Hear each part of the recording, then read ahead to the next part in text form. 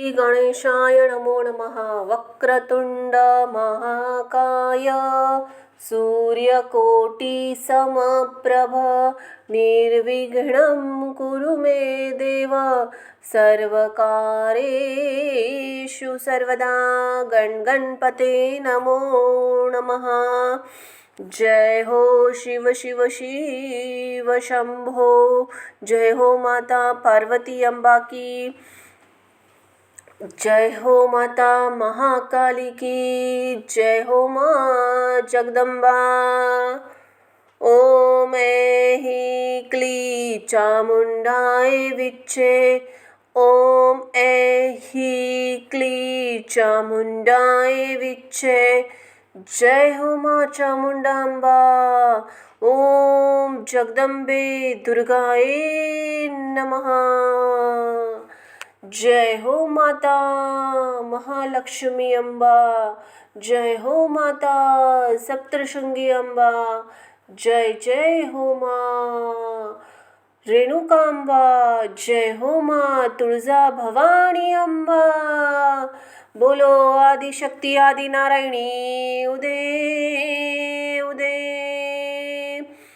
जय जय सिया राम राम भक्त हनुमान जी महाराज की जय हो। जय जय छाया पुत्र शनि महाराज की जय हो। श्री हरि वेदव्यास प्रणीत श्रीम देवी भागवत महापुराण कथा। बोलो ओम दुर्गाय नमः। पूर्वार्थ पाचवा स्कंद।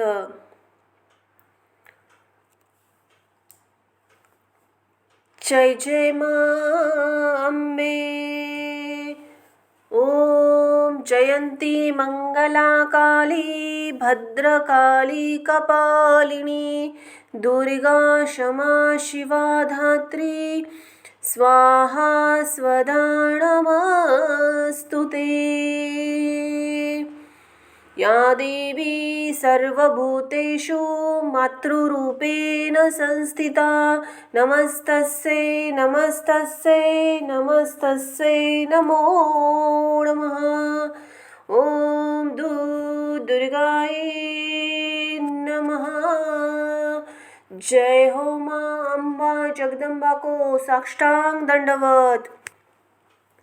तमेव माता च पिता तमेव तमेव बंधु च सखा तमेव विद्या दृढं तमेव सर्वं मम देव देव।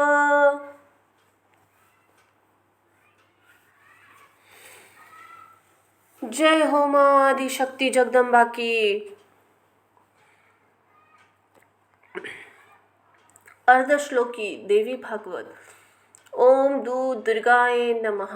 जिस प्रकार सप्तश्लोकी दुर्गा, सप्तश्लोकी गीता, पंचश्लोकी गणेश पुराण, चतुर्श्लोकी भागवत, एक श्लोकी भागवत, एक श्लोकी रामायण, एक श्लोकी योगावशिष्ट, सार्धश्लोकी दुर्गा तथा एक श्लोकी महाभारत प्राप्त होता है, उसी प्रकार अर्धश्लोकी देवी भागवत भी प्राप्त होता है, जो तात्विक दृष्टि से बड़े ही महत्व का है। पुराण वाड्य में देवी भागवत का अत्यंत महनीय स्थान है। इसमें भगवती जगदम्बा पराशक्ति के रूप में निरूपण हुआ है। इस पुराण के प्राकट्य के विषय में इसी पुराण में बताया गया है कि जब भगवान वेदव्यास जी ने अपने पुत्र श्री सुखदेव जी को गृहस्थ आश्रम ग्रहण करने का परामर्श दिया, तो ज्ञान मार्ग के उपासक श्री सुखदेव जी ने प्रवृत्ति मार्गों को स्वीकार नहीं किया। तब वेद व्यास जी ने मोक्ष मार्ग अभिलाषी अपने पुत्र से कहा, हे महाभाग, तुम मेरे द्वारा रचित वेद तुल्य श्रीम देवी भागवत पुराण को पढ़ो। इसमें 12 स्कंद है। यह पुराण सभी पुराणों का आभूषण है। इसके सुनने और मात्र से सत्य और असत्य यथार्थ वस्तु का ज्ञान हो जाता है। सत ज्ञानम विज्ञानम श्रुति मात्रेण जायते।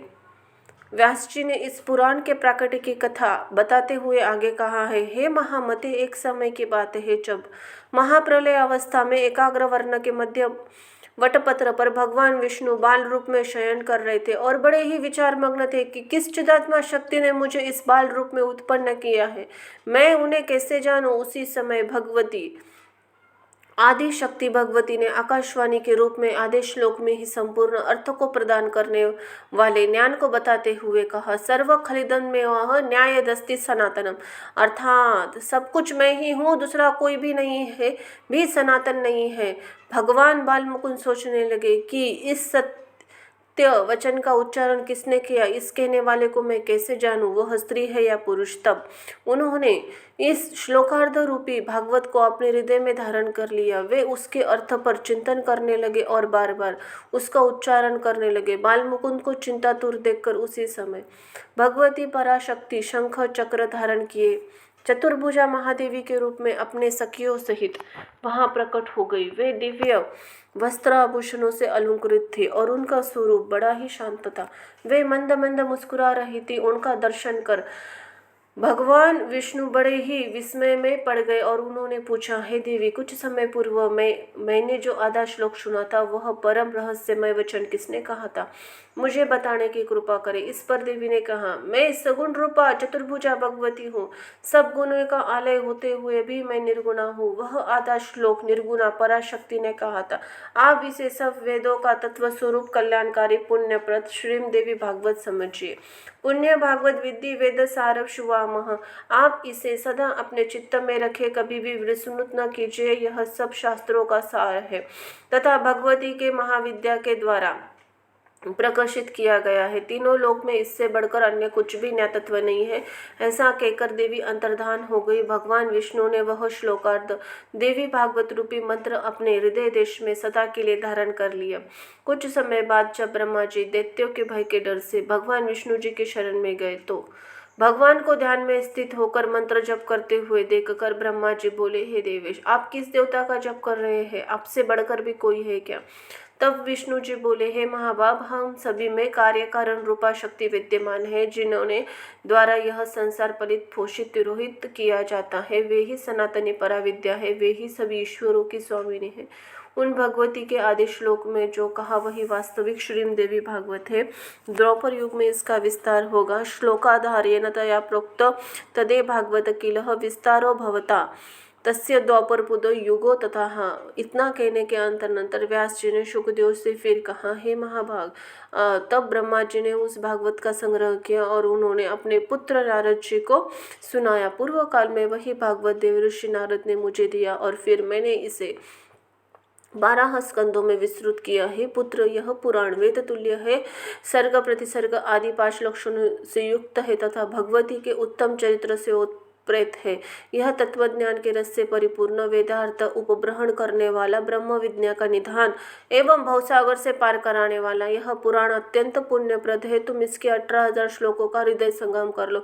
यह पुराण पाठ तथा श्रवण करने के लिए अज्ञान का नाश करने वाला, दिव्य ज्ञान रूपी सूर्य बोध कराने वाला, सुखप्रद, शांतिदायक, धन्य, दीर्घ आयु प्रदान करने वाला, कल्याणकारी तथा पुत्र पौत्र की वृद्धि कराने वाला है। ग्रहण तत्व महाभाग योगेशी मतिमंत्रण पुण्य भागवत नाम पुराण पुरुषभ्य 18 सहस्राणां श्लोकाणां कुरु संग्रहम् अज्ञाननाशं दिव्य ज्ञान भास्करं बोधकं सुखद शांति धन्य दीर्घायुकर शिव श्रणता पठता च पुत्र पौत्र वर्धिनाम। इस प्रकार वेद व्यास जी के द्वारा प्रेरित किए जाने पर व्यास जी के शिष्य सुतदेव ने तथा श्री सुखदेव जी ने श्लोकार्थ विस्तृत हुए श्रीम देवी भागवत पुराण का अध्ययन किया। भगवती की कृपा से भगवान बाल मुकुंद को जो आधे श्लोक में देवी भागवत प्राप्त हुआ उसे ब्रह्मा जी ने ग्रहण किया और फिर उसको व्यास जी ने 12 स्कंदों में विस्तृत किया। वही देवी भागवत हम सबको प्राप्त हुआ। यह भगवती आदि शक्ति तथा भगवान वेद व्यास जी का जीवों पर महान अनुग्रह है। बोलो आदि शक्ति आदि नारायणी उदे उदे। जय हो माँ जगदम्बे की, जय हो माँ अम्बा की। भवान्य अष्टकम। हे भवानी, पिता माता भाई दाता पुत्र पुत्री भृतु स्वामी स्त्री विद्यावृत्ति, इनमें से कोई भी मेरा नहीं है। हे देवी, एकमात्र तुम ही मेरी गति हो, तुम ही मेरी गति हो। मैं अपार भवसागर से पड़ा हूँ, महान दुखों से भयभीत हूँ, कामी लोभी मतवाला तथा संसार के घृणित बंधनों से बंधा हुआ हूँ। हे भवानी, अब एकमात्र तुम ही मेरी गति हो, तुम ही मेरी गति हो। हे भवानी, मैं न तो दान देना जानता हूँ और न ध्यान मार्ग का मुझे पता है, तंत्र और स्त्रोत मंत्र का भी मुझे ज्ञान नहीं है। पूजा तथा न्यास आदि की क्रियाओं से तो मैं एकदम कोरा हूँ। अब एकमात्र तुम ही मेरी गति हो, तुम ही मेरी गति हो। न मैं पुण्य जानता हूँ, न तीर्थ, न मुक्ति का पता है, न लय का। हे माते, अब भक्ति और व्रत भी मुझे ज्ञात नहीं है। हे भवानी अम्बा, अब एकमात्र तुम ही मेरी गति हो, तुम ही मेरी गति हो। मैं कुकर्मी, बुरी संगति में रहने वाला, दुर्बुद्धि, दुष्टदास, कुलुचित, सदाचारी से दुराचार पारायण, कुल से दृष्टि रखने वाला, सदा दुर्वचन बोलने वाला, हे भवानी अम्बा, मुझ अधम की एकमात्र तुम ही मेरी गति हो, तुम ही मेरी गति हो। मैं ब्रह्मा, विष्णु, शिव, इंद्र, सूर्य, चंद्रमा तथा अन्य किसी भी देवताओं को नहीं जानता। हे शरण देने वाली भवानी, एकमात्र तुम ही मेरी गति हो, तुम ही मेरी गति हो। हे शरण्य, तुम विवाद, विषाद, प्रमाद, परदेश, जल, अनल, पर्वत, वन तथा शत्रुओं के मध्य में सदा मेरी रक्षा करो। हे भवानी, एकमात्र तुम ही मेरी गति हो, तुम ही मेरी गति हो। हे भवानी, मैं सदा से ही अनाथ, दरिद्र, जरा जीर्ण, रोगी, अत्यंत दुर्बल, दीन, गूंगा, विपत्ति ग्रस्त और नष्ट प्राय हूँ। अब एकमात्र तुम ही मेरी गति हो, तुम ही मेरी गति हो। इति श्री शंकराचार्य कृत भवानी अष्टकम यहाँ संपूर्ण हुआ। बोलो जय जय हो माँ जगदम्बे की, जय जय हो माँ अम्बे की, जय हो माँ दुर्गाए नमः।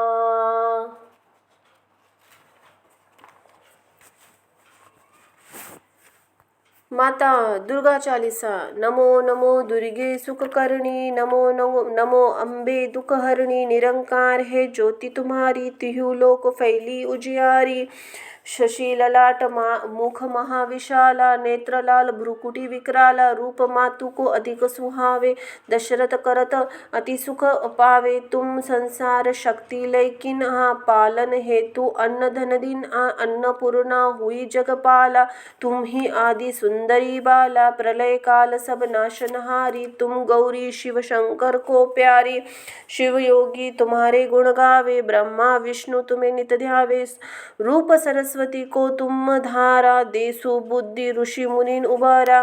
धरा रूप नरसिंह को अम्बा, प्रकट भई फाड़ कर खंबा। रक्षा करी प्रहलाद बचायो, हिरण्यकश को स्वर्ग पठायो। लक्ष्मी रूप धरो जग माही, श्री नारायण अंग समाही। शिर सिंधु में करत विलासा, दया सिंधु दीजे मनासा। हिंगलाज में तुम ही भवानी, भवानी महिमा अमित न जात बखानी। मातंगी धुमावती माता, भुवनेश्वरी बंगला सुखदाता। श्री भैरव तार जगतारिणी, छिन्न भाल भव दुख निवारिणी। के हरि वाहन सोह भवानी, लुंगुर वीर चलत अगवाणी। कर में खप्पर खड़क विराजे, जाको देख काल डर भाजे। सोहे अस्त्र और त्रिशूला, जाते उठ शत्रु ही रशूला। नरकट में तुम ही विराजती हूँ, लोक में डंका बाज। शुंभ निशुंभ दानव तुम मारे, रक्त बीज शंखन सहारे। महिषासुर नृप अति अभिमानी, जेहि अग भार मही अकुलाणी। रूप कराला काली हो धारा, सेन सहित तुम तीही सहारा।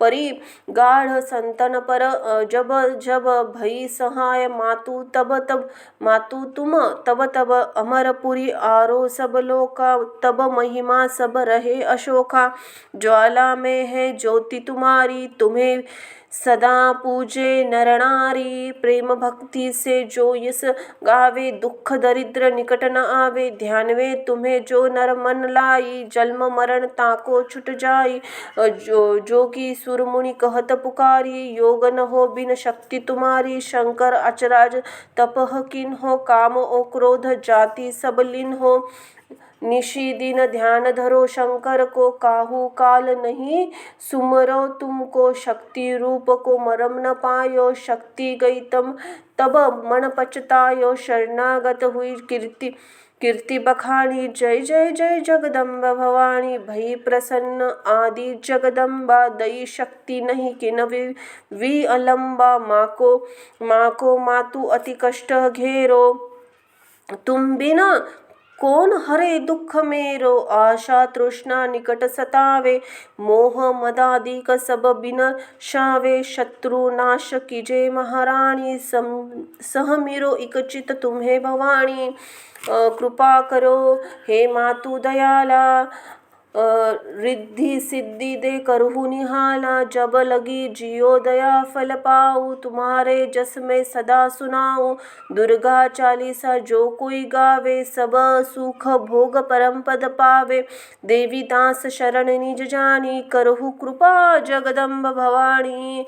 बोलो माँ जगदम्ब की जय हो माँ तुळजा भवानी अम्बा की जय हो, माँ रेणुका अम्बा की जय हो, माता महालक्ष्मी अम्बा की जय जय हो, माँ सप्तशृंगी अम्बा की जय हो, माँ विंध्याचलवासिनी जय हो, माँ सरस्वती जय हो, माँ कालरात्रि जय हो, माँ महागौरी चामुंडा देवी की जय हो, माता अन्नपूर्णा की जय हो, माँ त्रिपुर सिंदूरी जय हो, माँ काल भैरवी बटुक भैरवी जगदम्बा को धन्यवाद।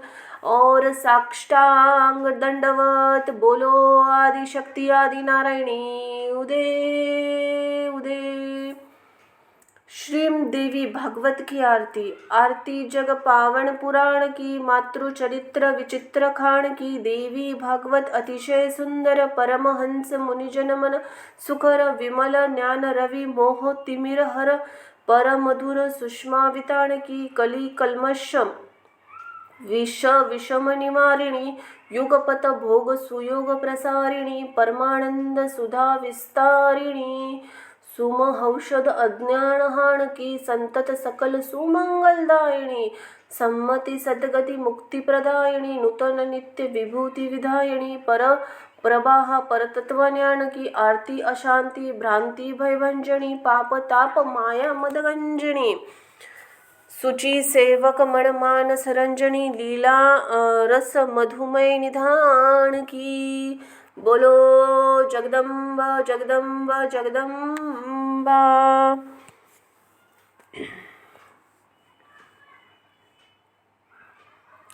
सर्वमंगल मांगल्ये शिवे सर्वार्थ साधिके, शरण्ये त्र्यंबके गौरी नारायणी नमस्तुते।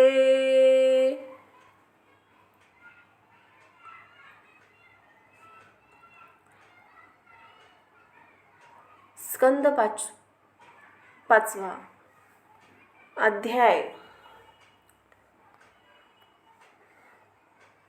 21वां। हिंदी में अर्थ सहित बोलो आदि शक्ति आदि नारायणी उदय उदय। जय हो, माँ जगदम्बा की। शुंभ और निशंभ को ब्रह्मा जी के द्वारा वरदान देना, देवताओं के साथ उनका युद्ध और देवताओं की पराजय। जय हो, माँ दुर्गाए नमः। ओम दुर्गाए नमः। व्यास जी बोले, हे राजन सुनिए, मैं देवी का उत्तम चरित्र कहता हूँ। यह संपूर्ण प्राणियों को सुख देने वाला तथा समस्त पापों का नाश करने वाला है। पूर्व काल में शुंभ और निशुंभ नामक दो असुर भाई थे, जो बड़े ही बलवान महापराक्रमी तथा पुरुषों से अवध्य थे। उनके पास बहुत से सैनिक थे। वे दोनों वीर देवताओं को सदा दुख देते थे। वे बड़े दुराचारी तथा मदमंत थे। उनके पास बहुत दानव थे। अंबिका ने देवताओं के हित के लिए उन दोनों दानवों को उनके परिचरों समेत अत्यंत भीषण संग्राम में मार डाला। महाबाहु चंडमुंड, महाभयंकर रक्तबीज और ध्रुमलोचन नामक असुर, वे सभी भगवती के द्वारा रणभूमि में मारे गए थे।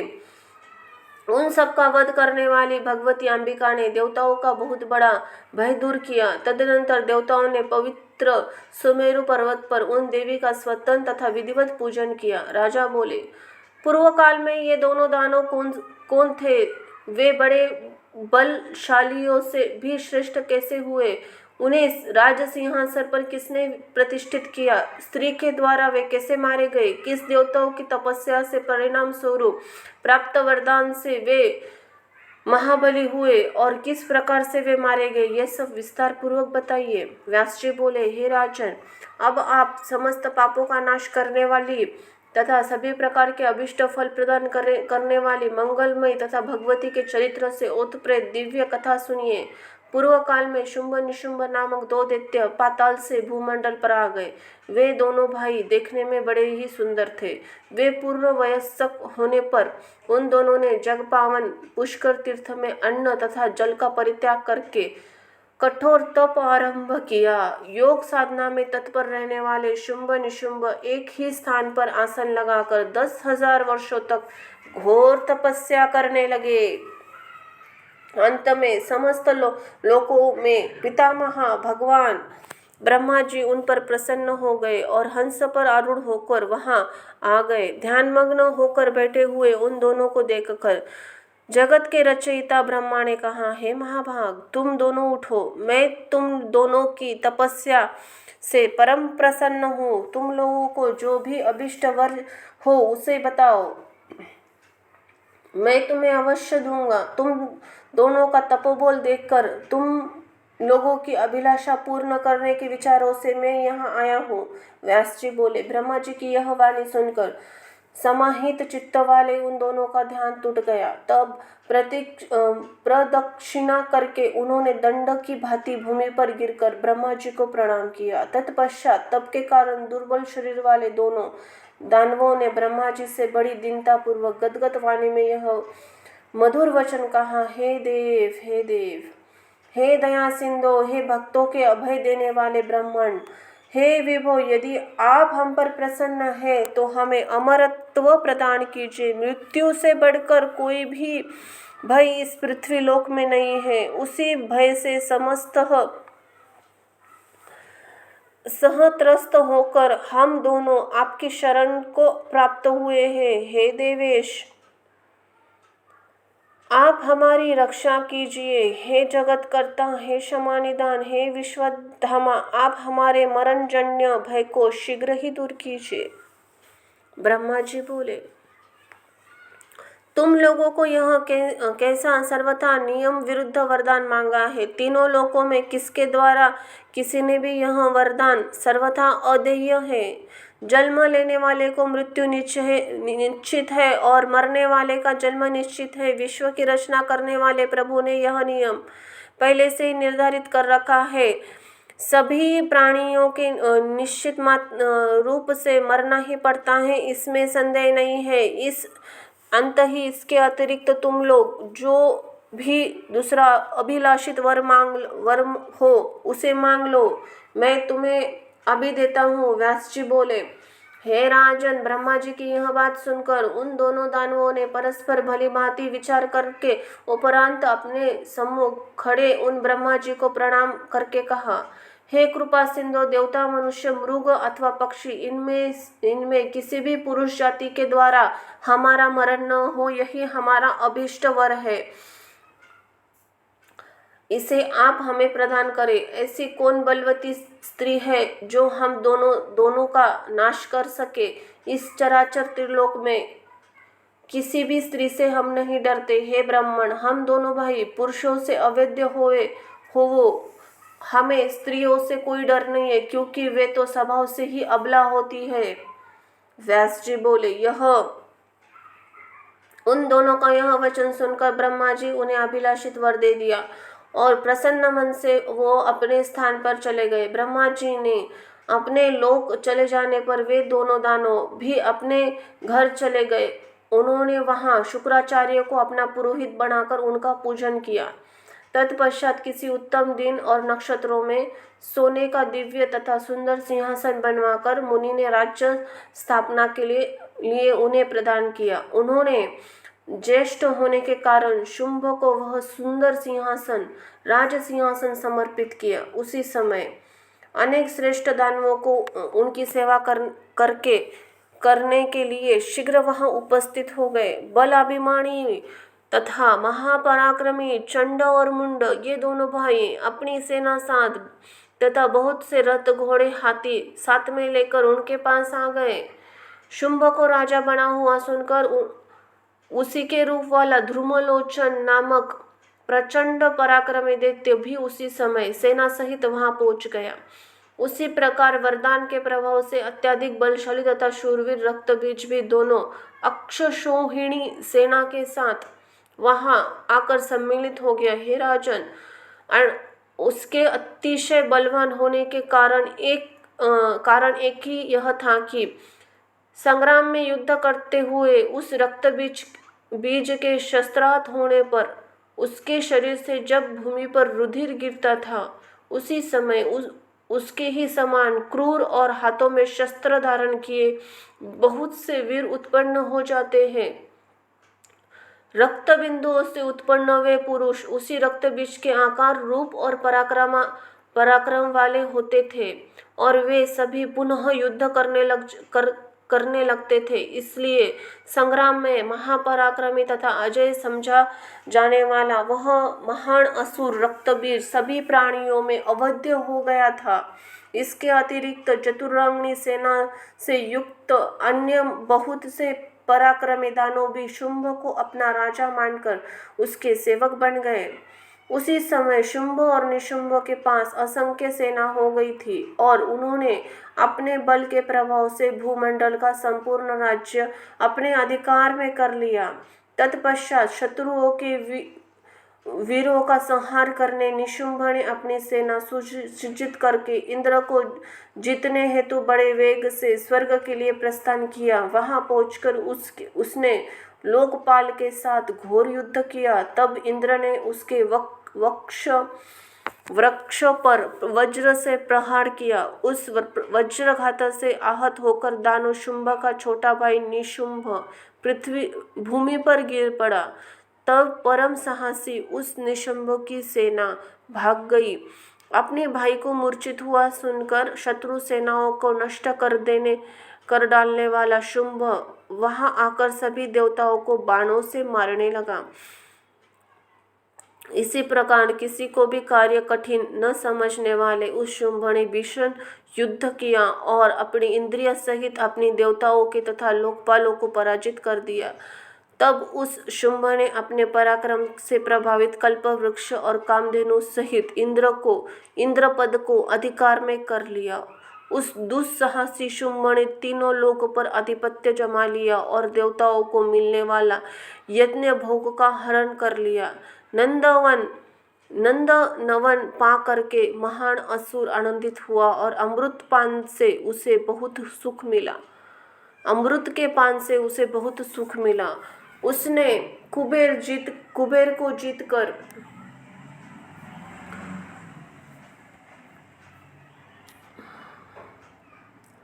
उनके राज्य अधिकार कर लिया और सूर्य तथा चंद्रमा उनके भी अधिकार छीन लिया। उसने यमराज को परास्त करके उनका पद स्वयं ले लिया। इसी प्रकार अपने बल के प्रभाव से वरुण का राज्य अपने अधीन करके वह शुंभ राज्य शासन स्वयं करने लगा और अग्नि तथा वायु के कार्य स्वयं करने लगा। तब असुरों के द्वारा तिरस्कृत और राज्य छीन जाने के कारण नष्ट शोभा वाले सभी देवता नंदवन में छोड़कर पर्वतों की गुफा में चले गए। अधिकारों से वंचित होकर वे सब निर्जन वन में भटकने लगे। अब उनका कोई सहारा नहीं था, उनके रहने की जगह नहीं रही। वे तेजहीन आयुध विहीन हो चुके थे। इसी प्रकार सभी देवता पर्वतों की कंदराओं, निर्जन उद्यानों और नदियों की घाटियों में विचरण करने लगे। हे महाराज, स्थान भ्रष्ट हो जाने के कारण उन बेचारे लोकपालों को कहीं भी सुख नहीं मिल रहा था और फिर यह सुनिश्चित भी है कि सुख सदा प्रारब्ध के अधीन रहता है। हे नराधीप, बलशाली, बड़े भाग्यवान, महान, ज्ञानी, धन संपन्न व्यक्ति भी विपरीत समय उपस्थित होने पर दुख तथा कष्ट पाते हैं। हे महाराज, उस काल की गति बड़ी विचित्र होती है जो एक साधारण मनुष्य को राजा बना देती है और उसके बाद राजा को भिखारी बना देती है। वही काल दाता को याचक, बलवान को निर्बल, पंडित को अज्ञानी, वीर को अत्यंत कायर बना देती है। 100 अश्वमेध यज्ञ करने के बाद, सर्वोत्कृष्ट इंद्रासन प्राप्त करने के बाद समय के फेर से इंद्र को अमिष्ट कष्ट उठाना पड़ा था। काल की ऐसी विचित्र गति होती है। समय भी मनुष्य को धर्मात्मा तथा ज्ञानवान बनाता है, फिर उसी व्यक्ति को पापी तथा अल्पत्य ज्ञान से ही हीन बना देता है। अंतः काल की इस अद्भुत गति के विषय में कुछ भी आश्चर्य नहीं करना चाहिए। यही काल ब्रह्मा विष्णु शिव आदि के इसी प्रकार के संकट में डाल देता है। बलवान काल के प्रभाव से भगवान विष्णु को सूकर आदि योनि में जन्म बलवान काल की ही प्रभाव से भगवान विष्णु को सूकर आदि योनि में जन्म लेना पड़ा और शिव जी को कपाली होना पड़ा। इति श्रीमदेवी भागवते महापुराण संहिताए पंचम स्कंद शुंभ निशुंभ द्वारा स्वर्ग विजय वर्णन नाम 21वां अध्याय यहाँ समाप्त होता है। बोलो माता भगवती की जय हो। माँ दुर्गाए नमः।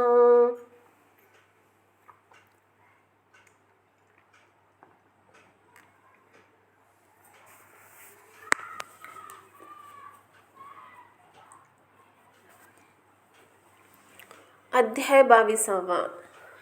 देवताओं द्वारा भगवती की स्तुति, उनका प्राकटव्य।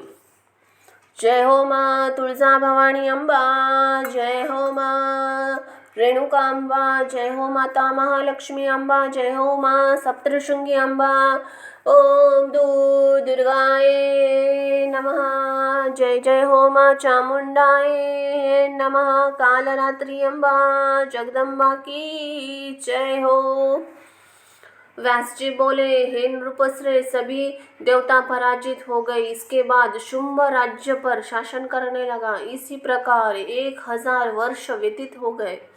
तत्पश्चात राज्य च्युत होने के कारण देवता महान दुस्सह चिंता में पड़ गए। दुख से व्याकुल हुए वे देवता गुरु बृहस्पति से आदरपूर्वक यह पूछने लगे, हे गुरु, अब हम क्या करें? आप हमें बताइए। आप सर्वज्ञ महामुनि है। हे महाभाग, दुख की निवृत्ति का उपाय भी तो होता है। हजारों ऐसे वैदिक मंत्र हैं जो उपचारों से परिपूर्ण है और सभी मनोरथ पूर्ण करने वाले हैं। सूत्रों ने उनका भली भांति निर्देशन भी किया है। सभी वांछित फल प्रदान करने वाले अनेक प्रकार के यज्ञ भी बताए गए हैं।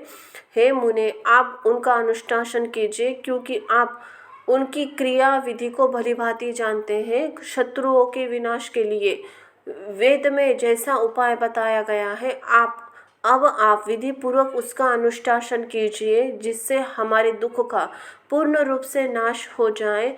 हे अंगिरस, दानवों के विनाश के लिए आप अपनी बुद्धि के अनुसार आज ही अभिचार कर्म आरंभ करने की कृपा कीजिए। बृहस्पति बोले, हे देवराज, वेदों में बताया गया सभी मंत्र प्रारब्ध के अनुसार ही फल प्रदान करने वाले हैं। वे स्वतंत्र नहीं है और नियम के अनुसार ही फल प्रदान करते हैं।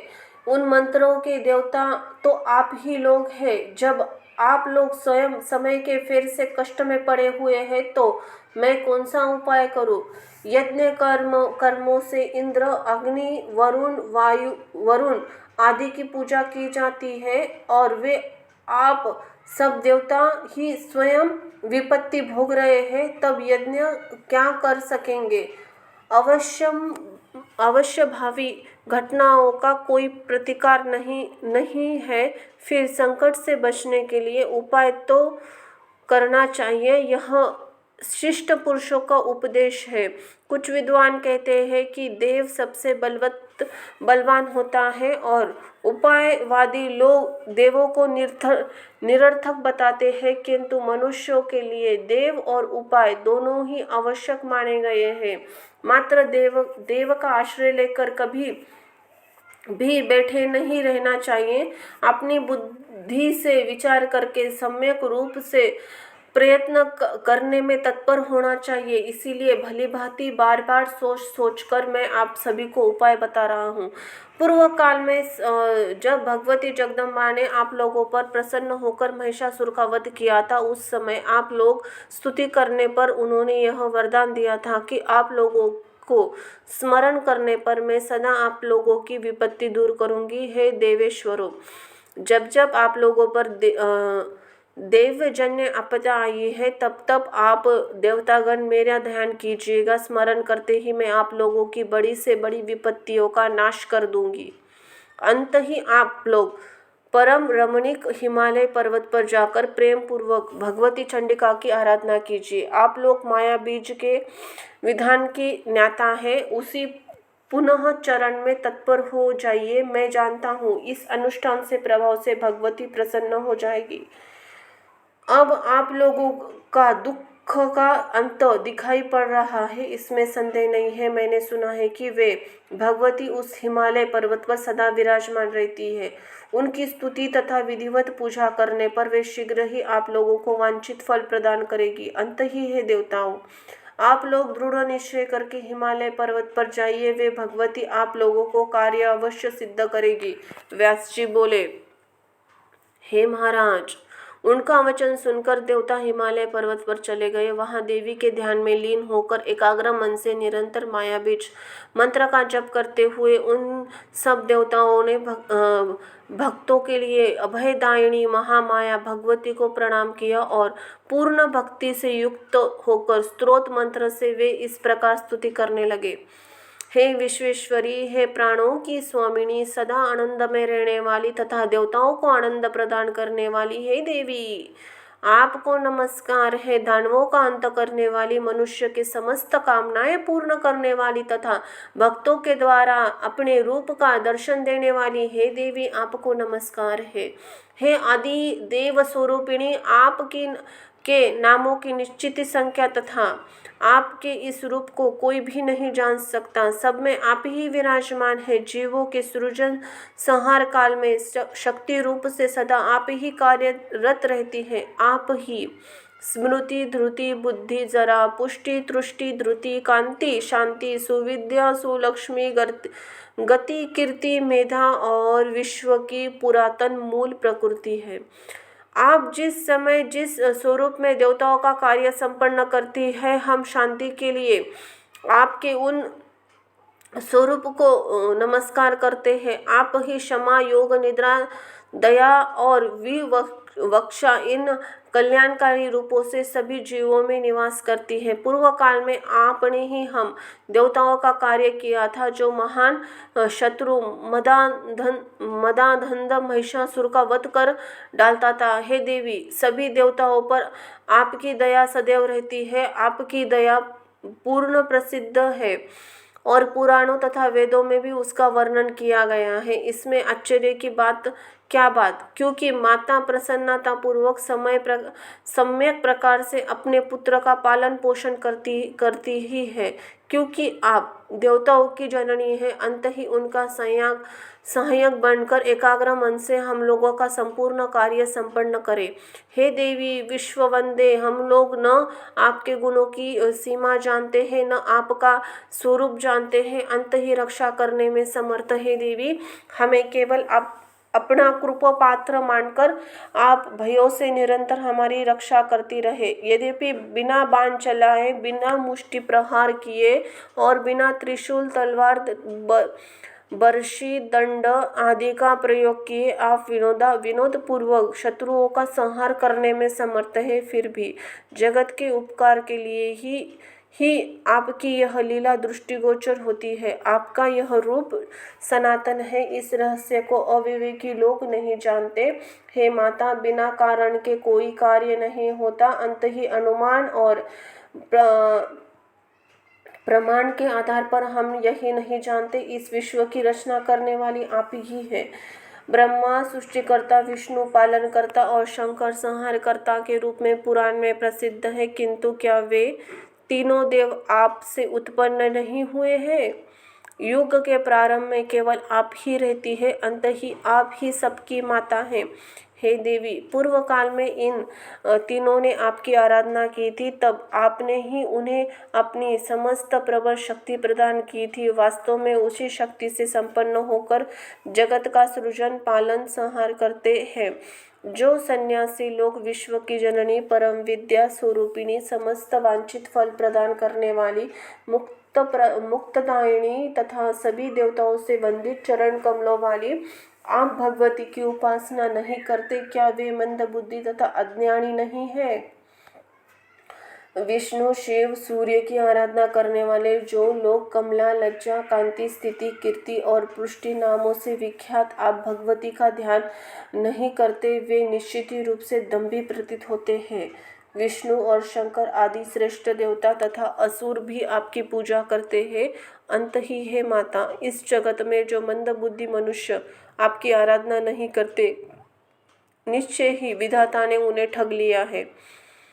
भगवान विष्णु अपने पास लक्ष्मी के रूप में विराजमान आप भगवती के चरण कमलों में स्वयं महावर लगाते हैं। इसी प्रकार त्रिनेत्र भगवान शिव भी अपने पास पार्वती रूप में विराजमान आप भगवती के चरण कमल की रज में निसेव में निरंतर तत्पर रहते हैं। तब अन्य मनुष्य की बात ही क्या, आपके चरण कमलों की आराधना कौन नहीं करते। घर गृहस्थ में विरक्त बुद्धिमान मुनिगण भी दया क्षमा रूप में प्रतिष्ठित आप भगवती की उपासना करते हैं। हे देवी, जो लोग आपके चरणों की उपासना में संलग्न नहीं रहते, वे निश्चय ही संसार रूप आघात कूप में गिरना पड़ता है। वे पतित लोग कुष्ठ, गुल्म और शिरो रोग से ग्रस्त रहते हैं, दरिद्रता तथा दीनता से युक्त रहते हैं और सुखों से सदा वंचित रहते हैं। हे माता, धन और स्त्री से रहित जो मनुष्य लकड़ी का बोझ ढोने और तृण आदि का वहन करने में लगे हैं, उनके विषय में तो यही समझते हैं कि उन मंदबुद्धि मनुष्य पूर्व जन्म में आपके चरणों की उपासना नहीं की। व्यास जी बोले, इस प्रकार समस्त देवताओं की स्तुति करने पर अंबिका करुणा से ओतप्रोत होकर तुरंत प्रकट हो गई। उस समय वे भगवती रूप धारण तथा यौवन से संपन्न थी। उन्होंने दिव्य वस्त्र धारण कर रखा था। वे अलौकिक आभूषणों से अलंकृत थी तथा दिव्य मालाओं से सुशोभित हो रही थी। दिव्य चंदन से अनुलिप्त थी। जगत को मोहित कर देने वाली सौंदर्य से संपन्न थी और समस्त शुभ लक्षणों से सम्मोहनित थी। इसी प्रकार अद्वितीय स्वरूप वाली वे भगवती देवताओं के समक्ष प्रकट हुई। दिव्य रूप धारण करने वाली तथा विश्व मोह लेने में समर्थ कामदेव को भी मोहित करने वाली वे भगवती गंगा में स्नान करने की अभिलाषा से पर्वत के कंधार से बाहर निकली थी। कोकिल के समान मधुर बोलने वाली भगवती प्रेम पूर्ण भाव से मुस्कुराकर स्तुति करने में संलग्न देवताओं के मेघ के समान गंभीर वाणी में कहने लगी। देवी बोली, हे श्रेष्ठ देवगण, आप लोग यहाँ पर इतनी बड़ी स्तुति किस लिए कर रहे हैं? आप लोग इस प्रकार चिंता से व्याकुल क्यों है? मुझे अपना कार्य बताइए। व्यास जी बोले, हे भगवती का यह वचन सुनकर रूप वैभव से मोहित श्रेष्ठ देवताओं का हृदय उत्साह से परिपूर्ण हो गया, जिससे वे प्रेम पूर्वक कहने लगे। देवता बोले, जगत को नियंत्रण में रखने वाली हे देवी, हम लोग आपकी स्तुति कर रहे हैं। हम आपके शरणागत हैं। हे कृपा सिंधु, दैत्यों के सताए गए हम देवताओं के संपूर्ण दुखों से रक्षा कीजिए। हे महादेवी, पूर्व काल में देवताओं के लिए कंटक बने महिषासुर का वध करके आपने हमें वरदान प्रदान किया था। आप लोग संकट में मुझे सदा ही याद कीजिएगा। स्मरण करते ही मैं दैत्यों के द्वारा आप लोगों का पहुंचाई गई पीड़ा का निसंदेह नाश कर दूंगी। हे देवी, इसलिए हम लोग आपका स्मरण किया है। इस समय शुंभ और निशुंभ नामक दो दानव उत्पन्न हुए हैं, जो देखने में महाभयंकर। वे हमारे कार्यों में विघ्न डाला करते हैं। वे पुरुषों से सर्वथा अवध्य है। ऐसे बलशाली दानव रक्तबीज तथा चंडमुंड भी है। इन सभी अन्य महाबली दानवों ने हम देवताओं का राज्य छीन लिया है। हे एक महाबले, हम लोगों का दूसरा कोई अवलंबन नहीं है। एकमात्र आप ही हमारी शरण है। हे सुमध्य, आप ही दुखित देवताओं का कार्य सिद्ध करें। देवता आपके चरणों की उपासना में सदैव संलग्न रहते हैं। इसी समय वे सब महान बलशाली दैत्यों के द्वारा विपत्ति में डाले गए हैं। अंत ही है देवी, आप उन भक्ति पारायण देवताओं को दुख रहित कर दीजिए। हे माता, आप दुखित देवताओं का आश्रय बन जाइए। हे देवी, युग के आरंभ में इस विश्व की रचना आप भगवती ने स्वयं की थी। यह जानकर आप इस समय संपूर्ण भूमंडल की रक्षा करें। हे जननी, हे माता, आपने बलिदान से मनवंतित तथा विमान में चूर दानव जगत में लोगों को पीड़ित कर रहे हैं।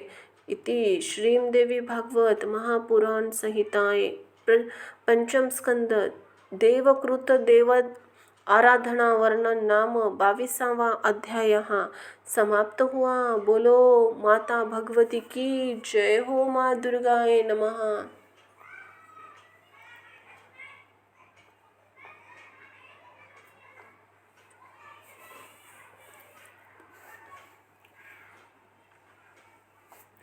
अध्याय 23वां। भगवती के श्री विग्रह से कौशिकी का प्राकट्य, देवी के काली रूप में परिणति, चंडमुंड देवी के अद्भुत सौंदर्य को सुनकर शुंभ को सुग्रीव को दूत बनाकर भेजना, जगदम्बा के विवाह के लिए अपनी शर्त बताना।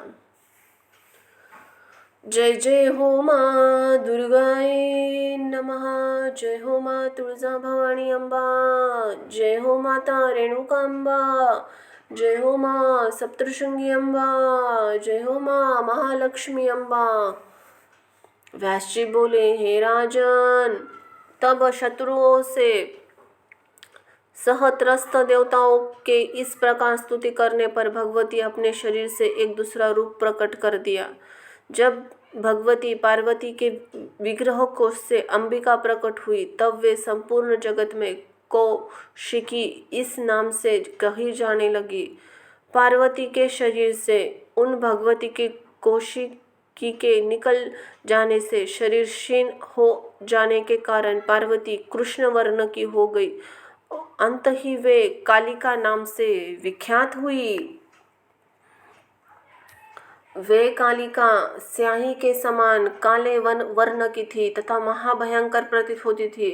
दैत्यों के लिए भय वर्धिनी तथा भक्तों के लिए समस्त मनोरथ पूर्ण करने वाली भगवती कालरात्रि नाम से पुकारने जाने लगी। समस्त आभूषणों से मंडित, लावण्य गुणों से संपन्न वह भगवती का दूसरा रूप कौशिकी अत्यंत मनोहर प्रतीत हो रहा था। तदनंतर अंबिका ने मुस्कुराकर देवताओं से यह कहा, आप लोग निर्भय रहे, मैं आपके शत्रुओं का वध अभी कर डालूंगी। आप लोगों का कार्य मुझ सम्यक प्रकार से संपन्न करना है। मैं सम रणांगन में विचरण करूंगी और आप लोगों को कल्याण के लिए निशुंभ आदि दानवों का संहार करूंगी। तब ऐसा कहकर गर्वमंत वे भगवती कौशिकी सिंह पर सवार हो गई। देवी कालिका को साथ में लेकर शत्रु के नगर की ओर चल पड़ी। कालिका सहित देवी अंबिका वहां पहुंचकर नगर के उपवन में रुक गई। तत्पश्चात उन्होंने जगत को मोह में डालने वाला, भी मोहित करने वाला गीत गाना आरंभ कर दिया। उस मधुर गाने को सुनकर पशु पक्षी भी मोहित हो गए। आकाश मंडल में स्थित देवतागण अत्यंत आनंदित हो उठे। उसी समय शुंभ, चंड तथा मुंड नामक दो सेवक, जो भयानक दानव थे, स्व इच्छा पूर्वक घूमते हुए वहां आ गए। उन्होंने देखा कि दिव्य स्वरूप वाली भगवती अंबिका गायन में लीन है और कालिका उनके सम्मुख विराजमान है। हे नृप श्रेष्ठ, उन दिव्य रूप वाली भगवती को देखकर दोनों दानव विस्मय में पड़ गए। वे तुरंत ही शुंभ के पास जा पहुंचे। अपने महल में बैठे हुए उन दानवराज शुंभ ने पास जाकर उन दोनों ने सिर झुकाकर राजा को प्रणाम करके मधुरवाणी में कहा, हे राजन, कामदेव को भी मोहित कर देने वाली एक सुंदरी हिमालय से यहाँ आई हुई है। वह सिंह पर सवार है तथा सभी शुभ लक्षणों से संपन्न है। ऐसी उत्तम स्त्री न स्वर्ग में है न गंधर्व लोक में। संपूर्ण पृथ्वी पर ऐसी सुंदरी न तो कहीं देखी गई है न सुनी गई।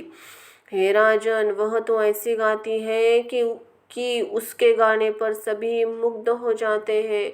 उसके मधुर स्वर से मोहित होकर मृग भी उसके पास बैठ रह जाते हैं। हे नृपश्रेष्ठ, आप यह पता लगाइए कि यह किसकी पुत्री है और किस लिए यहाँ आई हुई है।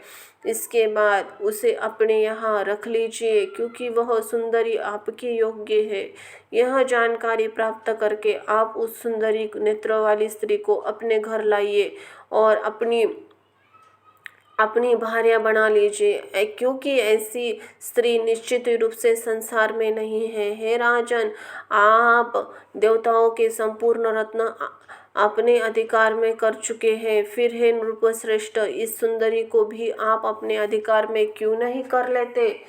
हे राजन, आपने बलपूर्वक इंद्र का ऐश्वर्युक्त ऐरावत हाथी, पारिजात वृक्ष और सप्तमुख वाला उच्च श्रवा घोड़ा छीन लिया। हे नृप, आप ब्रह्मा जी के हंसध्वज संपन्न दिव्य तथा रत्नमय अद्भुत विमान को बलपूर्वक अपने अधिकार में कर लिया। हे राजन, आपने बलपूर्वक कुबेर की पद्य नामक निधि को छीन लिया।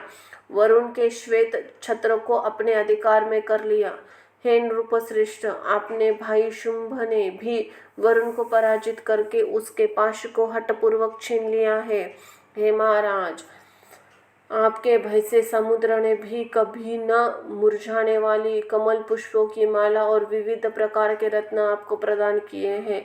आपने मृत्यु को जीतकर उसकी शक्तियों तथा यमराज को जीतकर उसके अति भीषण दंड को अपने पूर्ण अधिकार में कर लिया है। हे राजन, आपके पराक्रम के और वर्णन क्या किया जाए। समुद्र से प्राणभूत कामधेनु भी आपने छीन ली, जो इस समय आपके पास विद्यमान है। हे राजन, मेनका आदि अप्सराएं भी आपके अधीन पड़ी हुई है। इसी प्रकार जब आप सभी रत्नों से बलपूर्वक छीन लिए, तब नारियों में रत्न स्वरूपा इस सुंदरी को भी आपके अधिकार में क्यों नहीं कर लेते। हे भूपते, आपके ग्रह में विद्यमान समस्त विपुल रत्न इस सुंदरी से सुशोभित होकर यथार्थ रूप में रत्न स्वरूप हो जाएंगे। हे दैत्यराज, तीनों लोक में ऐसी सुंदरी स्त्री नहीं। अंत ही आप उस मोहहरणी स्त्री को शीघ्र ले आइए और अपनी भार्या बना लीजिए। व्यास जी बोले, चंड और मुंड के मधुमय अक्षरों से युक्त यह मधुर वचन सुनकर प्रसन्न मुख मंडल वाला शुंभ अपनी समीप पे बैठे हुए सुग्रीव से कहने लगा, हे बुद्धि संपन्न सुग्रीव, तुम दूत बनकर जाओ, मेरा कार्य संपन्न करो। वहाँ तुम ऐसी बातचीत करना जैसे वो क्रुशोदरी यहाँ आ जाए। बुद्धिमान पुरुष को स्त्रियों के विषय में साम दान इन दोनों उपाय का प्रयोग करना चाहिए, ऐसा श्रृंगार रस के विद्वानों ने कहा है। भेद नीति का प्रयोग करने पर रस का आभास मात्र हो पाता है। दंडक नीति का प्रयोग करने पर रसभंग ही हो जाता है। अंत ही विद्वान पुरुषों ने इस दोनों का दोषपूर्ण बताया है। हे दूत, ऐसी कौन सी स्त्री होगी जो साम दान इन मुख्य नीतियों से संपन्न मधुर तथा हास परिहास से परिपूर्ण, क्योंकि वाक्यों के द्वारा काम पीड़ित होकर वश में न हो जाए। व्यास जी बोले, शुंभ के द्वारा कही गई अत्यंत प्रिय तथा चातुरपूर्य बात सुनकर सुग्रीव बड़ी वेग से उधर चल पड़ा जहाँ जगदम्बा विराजमान थी। वहाँ पर उसने देखा कि एक सुंदरी मुख वाली युवती सिंह पर सवार है। तब जगदम्बा को प्रणाम करके वह मधुर वाणी में कहने लगा। दूत बोला, हे सुजघने, देवताओं के शत्रु राजा शुंभ सर्वांग सुंदर और पराक्रमी है। सबको जीतकर वे तीनों लोगों के अधिपति हो गए हैं। अपने सौंदर्य के विषय में सुनकर आप पर आसक्त मन वाले उन्हीं महाराज शुंभ ने व्याकुल होकर मुझे आपके पास भेजा है। हे त्वंगी दैत्यपति शुंभ ने आपको प्रणाम करके जो प्रेम पूर्वक वचन कहा है, उस वचन को आप सुने। हे कांते, मैं ने सभी देवताओं को जीत लिया है। इस समय मैं तीनों लोकों का स्वामी हूँ। मैं यहाँ रहते हुए सदा यज्ञ भाग प्राप्त करता हूँ। मैं स्वर्ग की सभी सारी वस्तु छीन ली है, उसे रत्न विहीन कर दिया है। देवताओं के पास जो भी रत्न थे उन सबको मैंने हर लिया है। हे भामिनी, तीनों लोक में सभी रत्नों का भोग करने वाला एकमात्र मैं ही हूँ। देवता, दैत्य और मनुष्य ये सब मेरे अधीन रहते हैं। तुम्हारे गुणों के कानों के मार्ग से मेरे हृदय में प्रवेश करके मुझे पूर्ण रूप से तुम्हारे वश में कर दिया है। अब मैं क्या करूं? मैं तो तुम्हारा दास बन गया हूँ। हे रंभोरु, मैं तुम्हारे अधीन हूँ। मुझे जो भी आज्ञा प्रदान करो मैं उसे करूँगा। हे सुंदर अंगों वाली, मैं तुम्हारा दास हूँ। काम बाण से मेरी रक्षा करो। हे मरालाक्षी, तुम्हारे अधीन हुए मुझे कामातुर को तुम स्वीकार कर लो और तीनों लोकों की स्वामिनी बनकर उत्कृष्ट सुखों का उपभोग करो। हे कांते, मरण पर्यंत तुम्हारी आज्ञा का पालन करूंगा। हे वरारोहे, मैं देवता, असुर तथा मनुष्य से अवध्य हूँ। हे सुमुखी, मुझे पति बनाकर तुम सदा सौभाग्यवती रहोगी। हे सुंदरी, जहाँ तुम्हारा मन लगे वहाँ विहार करना।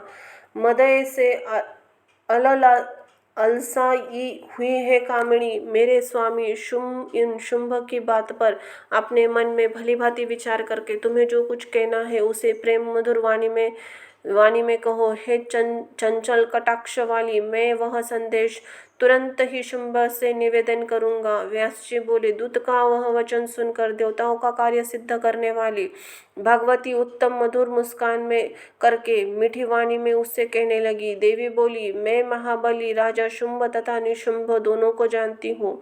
उन्होंने सभी देवताओं को जीत लिया है और अपने शत्रुओं का संहार कर डाला है। वे सभी गुणों की राशि है।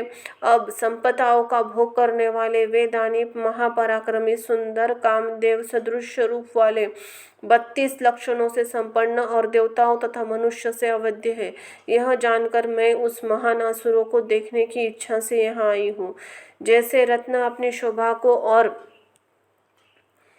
अधिक बढ़ाने के लिए सुवर्ण के पास जाता है, वैसे ही मैं अपने पति को देखने के लिए दूर से यहाँ आई हूँ। सभी देवताओं, पृथ्वी लोक में मान प्रदान करने वाले सभी मनुष्यों, गंधर्वों, राक्षस तथा देखने में सुंदर लगने वाले जो भी अन्य लोग हैं, उन सभी को मैंने देख लिया है।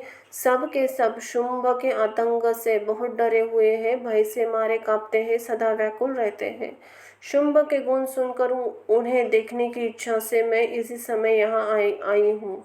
हे महाभाग्यशाली दूत, तुम जाओ महाबली शुंभ से एकांत स्थान में मधुर वाणी में मेरे शब्द से यही बात कहो। हे राजन, आपको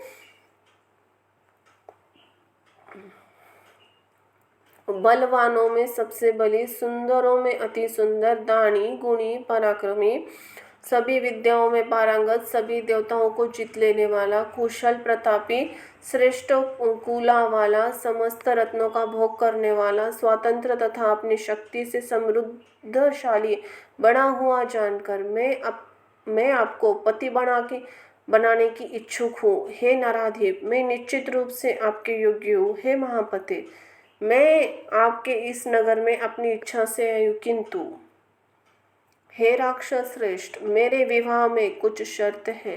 हे राजन, पूर्व मैंने सखियों के साथ खेलते समय बाल स्वभाववश अपने शारीरिक बल के अभिमान के संयोग से उन सखियों के समक्ष एकांत में यह प्रतिज्ञा कर ली थी कि मेरे समान पराक्रम रखने वाला जो वीर रणभूमि में स्पष्ट रूप से जीत लेगा, उसके बलाबल को जानकर ही मैं पति रूप में उसका वरण करूंगी। मेरी यह बात सुनकर सखियों के मन में बड़ा विस्मय हुआ। वे जोर जोर से हंसने लगी। वे कहने लगी, इसने शीघ्रतापूर्वक यह कैसे भीषण अद्भुत प्रतिज्ञा कर ली है। अंत ही एवं हे राजेंद्र, आप भी मेरे ऐसे पराक्रम को जानकर यहीं पर अपने बल से मुझे जीतकर अपना मनोरथ पूर्ण कीजिए। हे सुंदर, आप अथवा आपका छोटा भाई समरणांगण में आकर युद्ध के द्वारा मुझे जीतकर मेरे साथ विवाह कर ले। इति हि श्रीमद्देवी भागवते महापुराण संहिताये पंचम स्कंद देव्या सुग्रीवदूताय सह व्रत कथन नाम 23वां अध्याय यहाँ समाप्त हुआ। बोलो जगदम्बा की जय। जय हो मां अम्बा की।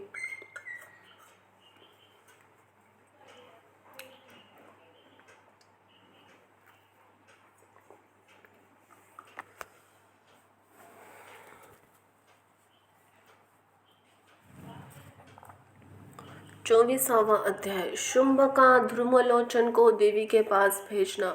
ध्रुमलोचन का देवी को समझाने का प्रयास करना। जय हो माँ दुर्गाए नमः। जय हो माता विंध्याचल वासिनी। जय हो माँ तुलसा भवानी अम्बा। जय हो माता रेणुका अम्बा। जय हो माँ सप्तशृंगी। जय हो माँ महालक्ष्मी अम्बा। व्यास जी बोले, भगवती का यह वचन सुनकर वह दूत विस्मित हो गया। उसने देवी से कहा, हे सुंदर कटाक्ष वाली, तुम स्वभाव से स्त्री स्वभाव के कारण ही साहस पूर्वक यह क्या बोल रही हो। हे भामिनी, हे देवी, जिन्होंने इंद्र आदि देवताओं तथा अन्य दैत्य को पराजित कर दिया है, उन्हें तुम संग्राम में जीतने की अभिलाषा कैसे रख सकती हो। त्रिलोकी में वैसा कोई भी नहीं है जो शुंभ को रणसंग्राम में जीत सके। तब है कमल सदृश नेत्रों वाली, तुम कौन सी शालिनी हो जो इस समय युद्ध के उनके सामने टिक सको। हे सुंदरी, बिना सोचे समझे कोई भी बात बोलनी नहीं चाहिए, अपितु आपने इस शत्रु के बल को जानकर ही समय के अनुसार बोलना चाहिए। तीनों लोगों के अधिपति महाराज शुंभ तुम्हारे रूप पर मोहित हो गए हैं, तुमसे प्रार्थना कर रहे हैं। अंत ही है प्रिय, उनका मनोरथ पूर्ण करो। मूर्खता पूर्ण स्वभाव को त्याग कर मेरी बात को मान करके तुम शुंभ अथवा निशुंभ किसी को पति रूप में स्वीकार कर लो। मैं तुम्हारे लिए यह हितकर बात कर रहा हूँ। सभी बुद्धिमान प्राणियों को चाहिए कि बड़े हर्ष के साथ श्रृंगार रस का उपभोग करें, क्योंकि यह सभी 9 रसों में उत्तम माना गया है। हे बाले, यदि तुम मेरे साथ नहीं चलोगी तो राजा शुंभ अत्यंत कुपित होकर अन्य बहुत से सेवकों को भेजकर तुम्हें बलपूर्वक पकड़ा कर ले जाएंगे। हे मामेरु, हे बलभामिनी, दानव तुम्हारे केश पाश पकड़कर बलपूर्वक तुम्हें निश्चय ही शुंभ के पास ले जाएंगे। अंत ही है कोमलांगी, अपनी लज्जा की रक्षा करो और इस दुस्साहसों को पूर्णपणे रूप से छोड़ दो। तुम सम्मानित होकर उनके पास चलो, क्योंकि तुम सम्मान की पात्र हो। कहाँ तीक्ष्ण बाणों से होने वाला युद्ध और कहाँ रति क्रीड़ा से उत्पन्न होने वाला सुख। सार असार बात पर सही विचार करके तुम मेरे हितकर वचन को मान लो। शुंभ अथवा निशुंभ को अपना पति स्वीकार कर लो, इसमें तुम परम सुख प्राप्त करोगी। देवी बोली, हे महाभाग, तुम बात करने में निपुण हो, यह सत्य है। शुंभ निशुंभ निश्चय ही बलवान है, यह मैं जानती हूँ, किंतु मैंने बाल्य काल से ही प्रतिज्ञा कर रखी है, उसे मिथ्या कैसे किया जाए। अंत ही तुम निशुंभ से अथवा उससे भी बलवान शुंभ से कह दो, बिना युद्ध किए मात्र सौंदर्य के बल पर कोई भी मेरा पति नहीं बन सकेगा। मुझे अपने बल से जीतकर वही पानी ग्रहण कर ले। हे राजन, आप यह जान लीजिए कि मैं अबला होती हुई भी युद्ध की इच्छा से यहाँ आई हूँ। यदि तुम समर्थ हो तो मेरे साथ युद्ध करो, वीर धर्म का पालन करो। इसके अतिरिक्त यदि मेरे त्रिशूल से डरते हो, यदि जीतने की तुम्हारी अभिलाषा है, तो स्वर्ग अथवा पृथ्वी लोक को छोड़कर अविलंब पाताल लोक चले जाओ। हे दूत, अभी जाकर अपने स्वामी से आदरपूर्वक ये बात कह दो। इसके बाद वे महाबली शुंभ विचार करके जो उचित होगा उसे करेंगे। संसार में यही दूत कर्म है कि जो सच्ची बात हो उसे वैसा का वैसा शत्रु और स्वामी दोनों के प्रति अवश्य कह दे। हे धर्मेंद्र, तुम भी वैसा ही व्यवहार करो, विलंब मत करो। व्यास जी बोले, उस समय भगवती जगदम्बा नीति युक्त शक्ति संपन्न हेतु पूर्ण ओजस्वी वचन सुनकर यह दूत आश्चर्यचकित हो गया, वहां से लौट गया।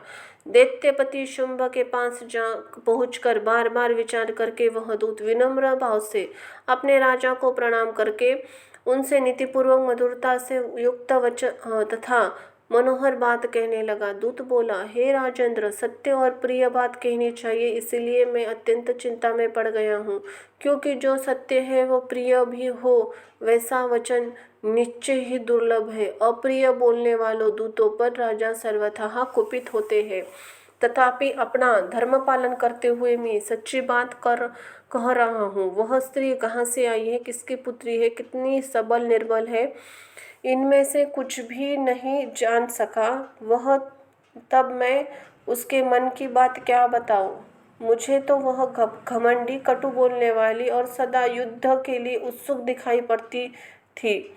हे महामते, उस स्त्री ने कुछ कहा है, उसे आप भली भांति सुने। मैंने पहले ही बाल्यावस्था में सखियों के समक्ष विनोदवश विवाह के विषय में यह प्रतिज्ञा कर ली कि जो युद्ध में मुझे जीत लेगा और जो मेरे अभिमान को चूर कर देगा, उसी समान बल वाले का मैं पति रूप से वरण करूंगी। हे नृप श्रेष्ठ, वह प्रतिज्ञा मिथ्या नहीं जानी चाहिए। अंत ही धर्मेंद्र, मेरे साथ युद्ध करो, मुझे जीतकर अपने अधीन कर लो। उस स्त्री के द्वारा की गई यह बात सुनकर मैं आपके पास आया हूँ। हे महाराज, अब आप जैसा भी अपना हित समझते हैं वैसा करें। आयुधों से सुसज्जित तथा सिंह पर सवार वह युद्ध के लिए दृढ़ संकल्प किए हुए है। हे भूप, वह अपनी बात पर अड़िग है। अंत ही जो उचित हो आप वह करें। व्यास जी बोले, आपने दूत सुग्रीव का यह वचन सुनकर राजा शुंभ ने पास में बैठे हुए शूरवीर तथा महाबली भाई निशुंभ से पूछा। शुंभ बोला, हे भाई, इस स्थिति में मुझे क्या करना चाहिए। हे महामते, सच सच बताओ। एक स्त्री युद्ध करने की अभिलाषा रखती है, इस समय हमें युद्ध के लिए बुला रही है। अंत ही युद्ध स्थल में जाओ अथवा तुम सेना लेकर तुम जाओगे। निशुंभ, इस विषय में तुम्हें जो अच्छा लगेगा निश्चय ही मैं वही करूँगा। निशुंभ बोला, हे वीर, अभी रण क्षेत्र में न मुझे और न तो आपको ही जाना चाहिए। हे महाराज, शीघ्र ही धर्मलोचन को भेज दीजिए। वहां जाकर युद्ध में उस सुंदर नेत्रों वाली स्त्री को जीतकर और उसे पकड़कर वहां ले आएगा। तत्पश्चात हे शुंभ, आप उसके साथ सम्यक विवाह कर लीजिए। व्यास जी बोले, अपने छोटे भाई की बात सुनकर शुंभ ने पास बैठे हुए धर्मलोचन को जाने के लिए क्रोधपूर्वक आदेश दिया। शुंभ बोला, हे धर्मलोचन, तुम एक विशाल सेना लेकर अभी जाओ। अपने बल के मद में चूर रहने वाली उस मूढ़ स्त्री को पकड़ कर ले आओ। देवता, दानव या महाबली मनुष्य कोई भी जो उसकी सहायता के लिए उपस्थित हो, उसे तुम तुरंत ही मार डालना। उसके साथ रहने वाली काली को भी मारकर पुनः उस सुंदरी को पकड़ करके इस प्रकार मेरा अच्युतम कार्य संपन्न कर यहाँ शीघ्र आओ। हे वीर, कोमल बाणों को छोड़ती हुई उस सुकोमल शरीर वाली कृशोदरी साध्वी स्त्री को तुम प्रयत्नपूर्वक रक्षा करना। हाथ में शस्त्र धारण किए हुए उसके जो भी सहायक रण में हो उन्हें मार डालना, किंतु उसे मत मारना। सब तरह से प्रयत्नपूर्वक उसकी रक्षा करना। व्यास जी बोले, अपने राजा शुंभ का यह आदेश पाकर धर्मलोचन उन्हें प्रणाम करके सेना साथ लेकर तुरंत ही युद्ध भूमि में और चल पड़ा। उसके साथ में 60,000 राक्षस थे। वहां पहुंचकर उसने एक मनोहर उपवन में विराजमान भगवती जगदम्बा को देखा। हरिण के बच्चे के समान नेत्रों वाली देवी को देखकर वह विनम्रता पूर्वक उनसे मधुर हेतु युक्त सरस वचन कहने लगा। हे महाभाग्यवती देवी, सुनो। शुंभ तुम्हारे विरह से अत्यंत व्याकुल है। नीति निपुण महाराज रसभंग होने के भय से उद्विग्न होकर शांतिपूर्वक तुम्हारे पास स्वयं एक दूत भेजा था। हे सुमुखी, उसने लौटकर विपरीत बात कह दी। उस बात से मेरे महाराज, स्वामी महाराज शुंभ ने मन से बहुत चिंता व्याप्त हो गई।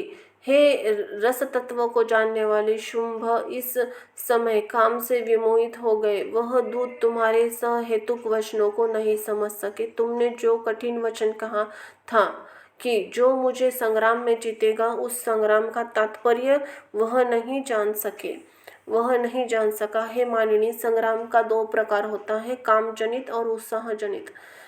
पात्र भेद से समय समय पर इनका अलग अलग अर्थ किया जाता है। हे वो मेरु, उन दोनों में आप जैसी युवती के साथ होने वाले संग्राम को काम जनित संग्राम और शत्रुओं के साथ होने वाले को संग्राम को उत्साह जनित संग्राम कहा गया है। हे कांते, उनमें प्रथम रति जन्य संग्राम सुखदायक और शत्रु के साथ किया जाने वाला उत्साहजन्य संग्राम दुखदायक कहा गया है। हे सुंदरी, मैं तुम्हारे मन की बात जानता हूँ। तुम्हारे मन में रतिजन्य संग्राम का भाव है।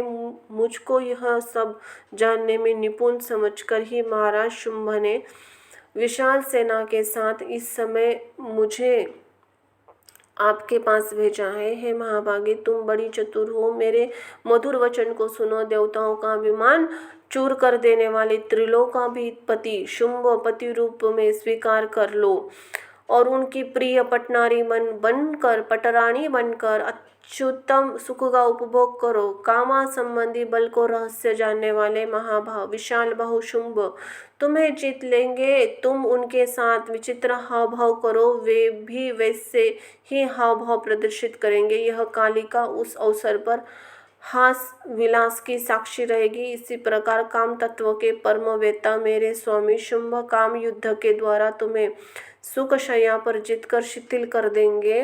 वे महाराज शुंभ अपने नखों के आघात से तुम्हें रक्त रंजित शरीर वाली बना देंगे। दांतों से काटकर तुम्हारे होठों को खंडित कर देंगे, तुम्हारे पसीने से तर कर देंगे और मर्दन कर डालेंगे। तुम्हारा रति संग्राम संबंधी मनोरथ पूर्ण हो जाएगा। हे प्रिय, तुम्हें देखते ही शुंभ पूर्ण रूप से तुम्हारे वशीभूत हो जाएंगे। अंत ही एवं मेरी उचित कल्याणकारी और सुखकर बात मान लो। तुम माननीयों में अत्यंत माननीय हो। अत्यंत गणाध्यक्ष शुंभ को स्वीकार कर लो, जो शस्त्र युद्ध से प्रेम रखते हैं। वे अवश्य ही मंद भाग्य है, रति क्रीड़ा में प्रीति रखने वाले। हे कांते, तुम शस्त्र युद्ध के लिए योग्य नहीं हो। हे कामिनी, पद प्रहार से अशोक मुख मदिरा के संचन से मेल सरी और कुरुबक प्रफुल्लित हो उठता है, उसी प्रकार तुम भी महाराज शुंभ को शोक रहित आह्लादित करो। इति श्रीदेवी भागवत महापुराण संहिता पंचम स्कंद देवी महात्मने देवी पार्श्वे धूम्रलोचन दूत प्रेषण नाम 24वां अध्याय संपन्न हुआ। बोलो जय जय हो माँ जगदम्बे, जय हो माँ अम्बे।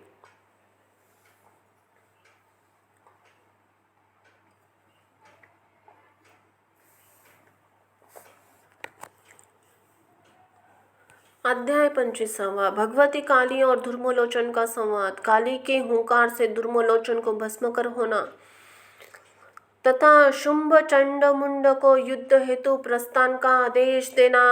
जय जय हो माँ दुर्गाए नमः। ओम दुर्गाए नमः।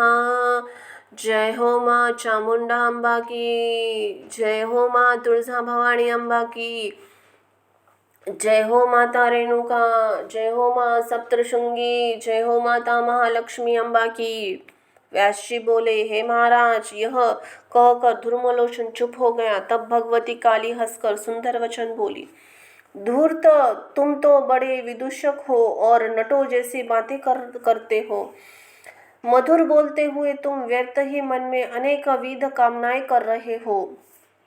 हे मूढ़मते दुष्ट आत्मा, शुंभ ने तुझ बलवान को सेना से सुसज्जित करके युद्ध हेतु भेजा है। अंत ही आप युद्ध करो, व्यर्थ की बातें छोड़ दो।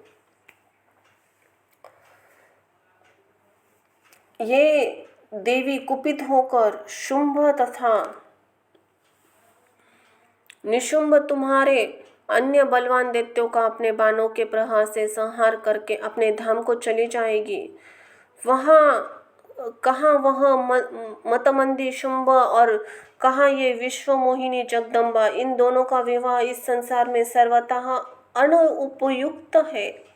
क्या अत्यधिक कामार्थ होने पर भी सिंहनी सियार को, हाथी की किसी गर्भस्थ को और सुरभि किसी सामान्य वृषभ को अपना पति बना सकती है? अब तुम शुंभ निशुंभ के पास चले जाओ और उनसे मेरी यह सच्ची बात कह दो। तुम मेरे साथ युद्ध करो, अन्यथा इसी समय शीघ्र पाताल लोक चले जाओ। व्यास जी बोले, हे महाभाग, देवी कालिका का यह वचन सुनते ही दैत्य धर्मलोचन क्रोध के मारे आंखें लाल करके उनसे कहने लगा, दुर्दशे, अभी तुझे तथा इस मदोमंद सिंह को युद्ध में मारकर इस स्त्री को लेकर राजा शुंभ के पास अवश्य चला जाऊंगा। कलह में अनुराग रखने वाली है काली, रसभंग पड़ने की शंका से इस समय में डर रहा हूँ, नहीं तो मैं अपने तीक्ष्ण बाणों से तुम्हें मार डालता। कालिका बोली, हे मंद बुद्धि, तुम अनर्गल प्रलाप क्यों कर रहे हो? धनुर्धर वीरों का यह धर्म नहीं है कि तुम अपनी पूर्ण शक्ति से बाण चलाओ। तुम तो अभी यमलोक जाने वाले हो। व्यास जी का यह वचन सुनकर वह दैत्य धर्मलोचन अपनी सदृढ़ धनुष्य लेकर भगवती कालिका के ऊपर पत्थर की सान पर चढ़ाकर तेज किए गए बाणों की घोर वर्षा करने लगा। उसी समय इंद्र आदि प्रधान देवता उत्तम विमानों में बैठकर यह युद्ध देख रहे थे। वे देवी की स्तुति करते हुए उनकी जय जयकार कर रहे थे। उन पर उन दोनों बाण, खड़ग, गदा, शक्ति तथा मूसल आदि शस्त्रों से अत्यंत भीषण उग्र युद्ध होने लगा। भगवती कालिका पहले अपने बाण प्रहारों से उसके रथ में जूते चक्कारों में मारकर बाद में उसके सदृढ़ रथ को भी चूर्ण कर दिया। फिर वे बार बार अट्टहास करने लगी, हे भारत, क्रोध अग्नि में जलता हुआ सा वह दानव धर्मलोचन दूसरे रथ पर सवार हो गया और कालिका के ऊपर भयंकर बाण वृष्टि करने लगा। उसके बाण भगवती के पास भी पहुंच नहीं पाते थे कि वे उन बाणों को काट डालती थी। तत्पश्चात कालिका अन्य तीव्र बाण उस दानव के ऊपर छोड़ने लगी। उन बाणों से उनके हजारों सहायक सैनिक मारे गए। तत्पश्चात देवी कालिका के उसके खच्चरों तथा सारथी को शीघ्रतापूर्वक मारकर उस रथ को भी नष्ट कर दिया। उसके बाद देवी ने अपने सर्प सदृश बाणों से शीघ्रतापूर्वक उसका धनुष्य काट डाला। ऐसा करके देवी ने देवताओं को आनंदित कर दिया और वे शंखनाद करने लगे। अब रथ से विहीन वह धर्मलोचन कुपित होकर एक लोहमय मजबूत परिघ लेकर देवी के रथ के सहनिकट आ गया। काल सदृश भयंकर वह धर्मलोचन वाणी से भगवती काली को फटकारते हुए कहने लगा, कुरूपा तथा पिंगल नेत्रों वाली, मैं तुम्हें अभी मार डालूंगा। ऐसा कहकर वह जो ही काली के परिघ चलाने को उद्यत हुआ, देवी ने अपने हुंकार मात्र से उसे तुरंत भस्म कर दिया। तब वह दैत्य धर्मलोचन भस्म हुआ देखकर सभी सैनिक भयक्रांत होकर हाथ ऐसा कहते हुए तुरंत मार्ग पकड़कर भाग चले। धर्मलोचन को मारा गया देखकर आकाश में विद्यमान देवगण प्रसन्न होकर भगवती पर पुष्प बरसाने लगे। हे राजन, मरे हुए दानवों, घोड़े, खच्चरों और हाथियों के पट जाने के कारण वह रणभूमि में उस समय बड़ी भयानक लग रही थी।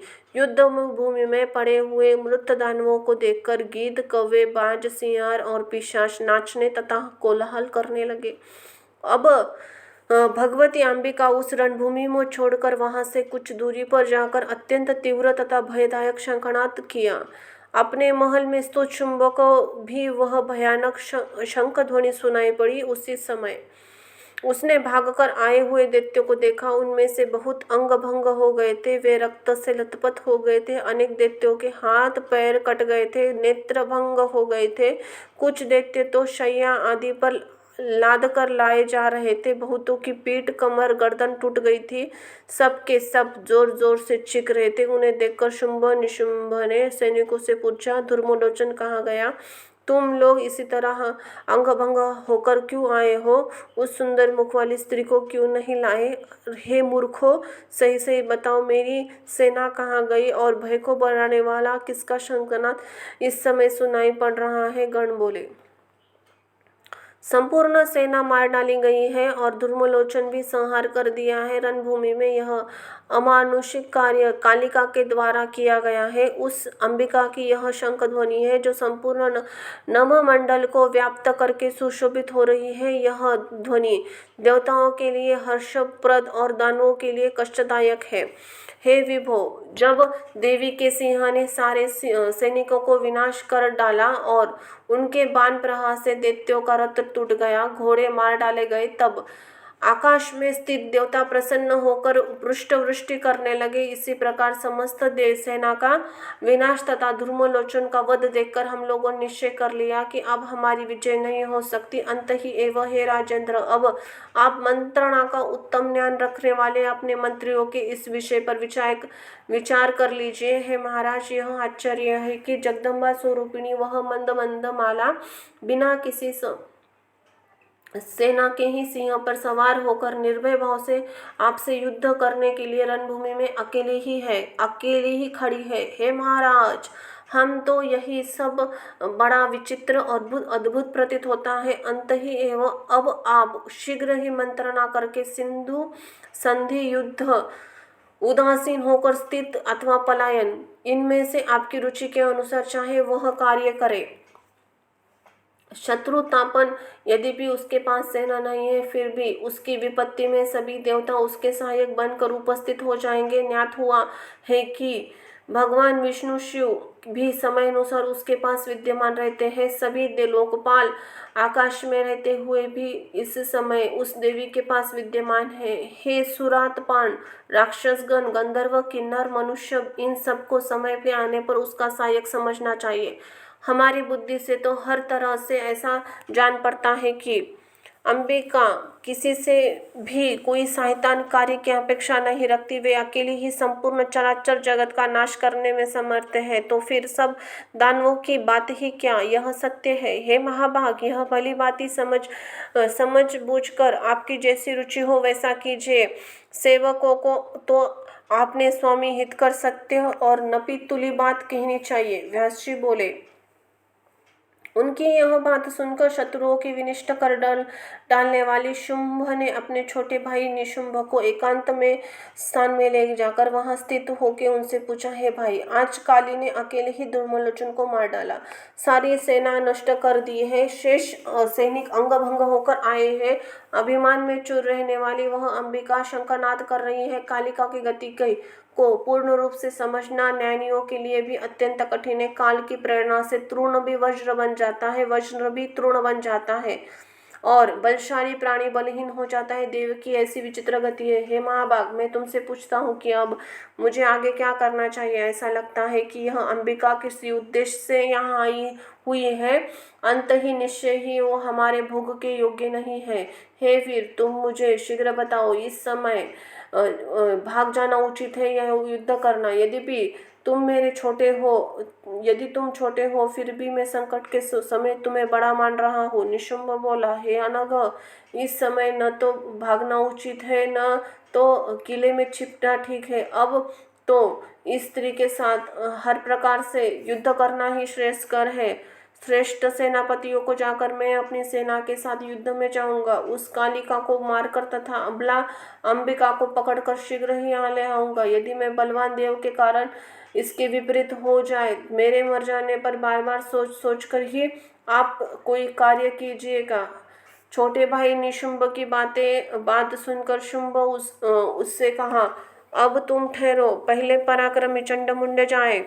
खरगोश पकड़ने के लिए हाथी छोड़ना उचित नहीं है। चंडमुंड बड़े वीर है, अंत ही ये दोनों उसे मार डालने में हर तरह से समर्थ है। अपने भाई निशुंभ के ऐसा कहने पर उससे परामर्श करके राजा शुंभ ने समक्ष बैठे हुए महान बलशाली चंडमुंड से कहा, हे चंडमुंड, तुम दोनों अपनी सेना के साथ उस निर्लज्ज मंदोमंद अबला को वध करके शीघ्र यहाँ ले आओ। हे महाभागो, रणभूमि में नेत्रपिंगों वाली उस कालिका को मारकर और अंबिका को पकड़कर यह महान कार्य करके यहाँ लौट आओ। यदि वह मंदोमंद अंबिका पकड़ी जाने पर भी नहीं आती तो अपने अत्यंत तीक्ष्ण बाणों से उसका रणभूषात का भी वध कर देना। इति श्रीमद्देवी भागवते महापुराण संहिताये पंचम स्कंद देव्यासह युद्धाय चंडमुंड प्रेक्षण नाम 25वां अध्याय समाप्त हुआ। बोलो भगवती की जय हो, माँ दुर्गा की।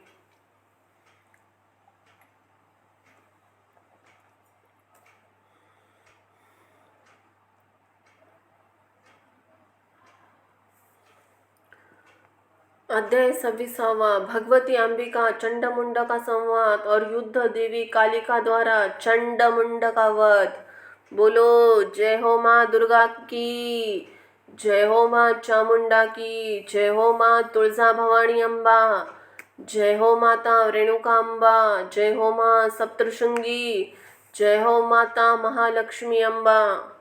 व्यास जी बोले, हे महाराज, तदनंतर शुंभ से ऐसा आदेश पाकर महाबली चंडमुंड विशाल सेना के साथ बड़े वेग से रणभूमि की ओर चल पड़े। तब देवताओं का हित करने वाली देवी को वहां रणभूमि में विद्यमान देखकर वे दोनों महापराक्रमी दानव उनसे समाणियुक्त वचन बोले, हे बाले, तुम देवताओं की सेना का नाश करने वाले शुंभ तथा इंद्र पर विजय प्राप्त करने के कारण उद्युत स्वभाव वाले महापराक्रमी निशुंभ का नहीं जानती। हे सुंदरी, तुम यहाँ अकेली हो। हे दुर्बुद्धे, तुम मात्र कालिका और सिंह के साथ लेकर सभी प्रकार की सेनाओं को संपन्न शुंभ को जीतना चाहती हो। क्या कोई स्त्री या पुरुष तुम्हें सत्य सह परामर्श देने वाला नहीं है? देवताओं तो तुम्हारे विनाश के लिए ही तुम्हें प्रेरित कर रहे हैं। हे सुकुमार अंगों वाली, तुम अपने तथा शत्रुओं के बल के विषय में सम्यक विचार करके कार्य करो। 18 भुजाओं के कारण तुम अपने पर व्यर्थ ही अभिमान करती हो। देवताओं को जीतने वाले तथा समरभूमि में पराक्रम दिखाने वाले शुंभ समक्ष तुम्हारी इन बहुत सी व्यर्थ भुजाओं तथा श्रम प्रदान करने के आयुध से क्या लाभ? अंत ही तुम ऐरावत की सुंड काट देने वाली, हाथियों को विदर्न करने वाली और देवताओं को जीतने वाली शुंभ का मनोवांछित कार्य करो। हे कांते, तुम वृथा गर्व करती हो। हे विशालाक्षी, तुम मेरी प्रिय बात मान लो, जो तुम्हारे लिए हितकर सुखद तथा दुखों का नाश करने वाली है। शास्त्रों का तत्व जानने वाले विद्वान तथा बुद्धिमान पुरुष को चाहिए दुख देने वाले कार्य को दूर से ही त्याग दे, सुख प्रदान करने वाले कार्यों को सेवन करे। हे कोयल के समान मधुर बोलने वाली, तुम तो बड़ी चतुर हो। तुम देवताओं के मर्दन से अभुत को प्राप्त तथा महान शुंभ को प्रत्यक्ष देख लो। प्रत्यक्ष प्रमाण का त्याग करके अनुमान आश्रय लेना बिल्कुल व्यर्थ है। किसी ही स्नेह संध्यात्मक कार्य में विद्वान पुरुष प्रवृत्त नहीं होते। शुंभ देवताओं के महान शत्रु है, वे संग्राम में अजय है। इसलिए दैत्येंद्र शुंभ के द्वारा प्रताड़ित किए गए देवता तुम्हें युद्ध के लिए प्रेरित कर रहे हैं। हे सुंदर मुस्कान वाली, तुम देवताओं के मधुर वचन से ठग गई है। तुम्हारे प्रति देवताओं की यह शिक्षा उनका कार्य सिद्ध करने वाली तथा उनके दुख प्रदान करने वाली है। अपना ही कार्य साधने में तत्पर रहने वाली मित्र का त्याग कर धर्म मार्ग पर चलने वाले मित्र का ही अवलंबन करना चाहिए। देवता ही बड़े ही स्वार्थी, मैंने तुमसे यह सत्य कहा है। अंत ही तुम देवताओं के शासक, विजेता, तीनों लोकों के स्वामी, चतुर, सुंदर, वीर और काम शास्त्र में प्रवीण शुंभ को स्वीकार कर लो। शुंभ के अधीन रह से तुम समस्त लोकों का वैभव प्राप्त करोगी। अंत ही एवं दृढ़ निश्चय करके तुम सौंदर्य संपन्न शुंभ को अपना पति बना लो। व्यास जी बोले, चंड की यह बात सुनकर जगदम्बा ने मेघ के समान गंभीर ध्वनि में गर्जना की और वे बोली, धूर्त, भाग जाओ। तुम यह छलयुक्त बात व्यर्थ क्यों बोल रहे हो? विष्णु, शिव आदि को छोड़कर मैं शुंभ को अपना पति किस लिए बनाऊंगी? न तो मुझे किसी को पति बनाना है, न तो पति से मेरी कोई काम है। क्योंकि जगत के सभी प्राणियों की स्वामिनी मैं ही हूँ, इसे तुम सुन लो। मैंने हजारों हजार शुंभ निशुंभ तथा निशुंभ देखे हैं। पूर्व काल में मैंने सैकड़ों तथा दैत्य दानवों का वध किया है। प्रत्येक युग में अनेक देव समुदाय मेरे सामने नष्ट हो चुके हैं। दैत्यों के समूह और विनाश को प्राप्त होंगे। दैत्यों का विनाशकारी समय अब आ गया है। अंत ही एवं अपनी संतति की रक्षा के लिए व्यर्थ ही प्रयत्न कर रहे हो। हे महामते, तुम वीर की रक्षा के लिए मेरे साथ युद्ध करो। मृत्यु तो अवश्य भावी, इसे टाला नहीं जा सकता। अंत ही महात्मा लोगों को यश की रक्षा करनी चाहिए। दुराचारी शुंभ तथा निशुंभ, तुम्हारा क्या प्रयोजन हो सकता है? अंत अब तुम श्रेष्ठ वीर धर्म का आश्रय लेकर देवलोक स्वर्ग चले जाओ। अब शुंभ निशुंभ तथा तुम्हारे जो अन्य बंधु बांधव है, वे सभी बाद में तुम्हारा अनुसरण करते हुए वहां पहुंचेंगे। हे मदामंद, अब मैं क्रमशः सभी देवताओं का संहार करूंगी। हे विशापते, अब विषाद त्यागो और मेरे साथ युद्ध करो। मैं इसी समय तुम्हारा तथा तुम्हारे भाई का वध कर दूंगी। तत्पश्चात शुंभ निशुंभ मधुमंद रक्तबीज अन्य दानवों को रणभूमि में मारकर मैं अपने धाम को चली जाऊंगी। अब तुम यहाँ ठहरो अथवा शीघ्र भाग जाओ। व्यर्थ ही स्थूल शरीर धारण करने वाले हे दैत्य, तुरंत ही शस्त्र उठा लो और मेरे साथ अभी युद्ध करो। कायरों के सदा प्रिय लगने वाली व्यर्थ बातें क्यों बोल रहे हो? व्यास जी बोले,